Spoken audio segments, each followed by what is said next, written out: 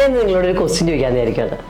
സ്ത്രീകൾക്ക് സാമ്പത്തികമായിട്ട് സ്വാതന്ത്ര്യം ഉണ്ടാവേണ്ടത് ആവശ്യമാണോ അല്ലേ?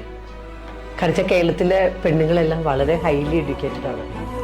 എങ്കിലും തൊഴിൽ ചെയ്യുന്ന ആൾക്കാരുടെ എണ്ണം വളരെ കുറവാണ്.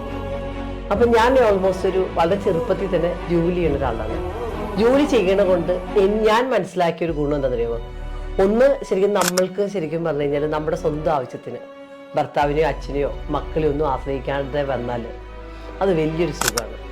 രണ്ടാമത്തെ കാര്യം, നമ്മളുടെ വീട്ടിലേക്ക് നമ്മൾക്ക് ഓൾമോസ്റ്റ് കാശൊക്കെ കൊണ്ടേ കൊടുക്കാൻ തുടങ്ങുമ്പോഴത്തേക്കുണ്ടല്ലോ, വീട്ടിലാവാം സമൂഹത്തിലാവാം നമുക്കൊരു നല്ല വിലയുണ്ടാവും. നമ്മൾ പറഞ്ഞ അഭിപ്രായം കേൾക്കാൻ എല്ലാവരും റെഡിയാവും. മൂന്നാമത്തെ കാര്യം എന്ന് പറഞ്ഞു കഴിഞ്ഞാൽ നമ്മുടെ സെൽഫ് കോൺഫിഡൻസ് തന്നെ കൂടും. നമ്മൾ വെറുതെ അടുക്കളപ്പണി മാത്രം ചെയ്തുകൊണ്ടിരുന്ന് ഒരു വരുമാനം ഇല്ലാതാവുമ്പോൾ നമ്മൾക്ക് നമ്മുടെ സെൽഫ് എസ്റ്റീം കുറയും. അപ്പോൾ സെൽഫ് കോൺഫിഡൻസ് ഉണ്ടാവണമെങ്കിൽ തൊഴിലുണ്ടാവണം, വരുമാനം ഉണ്ടാവണം. അഗൈൻ ഫിനാൻഷ്യലി ഒരു സുരക്ഷിതത്വം ഉണ്ടാകുമ്പോൾ ഒരു ഗുണം എന്താണെന്ന് അറിയുമോ, കുടുംബത്തിൻ്റെ എന്ത് കാര്യത്തിനും അവരെ സപ്പോർട്ട് ചെയ്യാൻ പറ്റും, അവർക്ക് സ്ട്രോങ് ആയിട്ട് മൂവ് ചെയ്യാൻ പറ്റും. അഗൈൻ നമ്മുടെ ജീവിതത്തിൽ നമ്മൾക്ക് ഫിനാൻഷ്യലി ഒരു അബണ്ടൻ്റ് ആവാൻ, ഇൻഡിപെൻഡൻ്റ് ആവാൻ ഒരു തൊഴിൽ ചെയ്യുന്ന സ്ത്രീക്ക് ഭയങ്കര എളുപ്പമാണ്.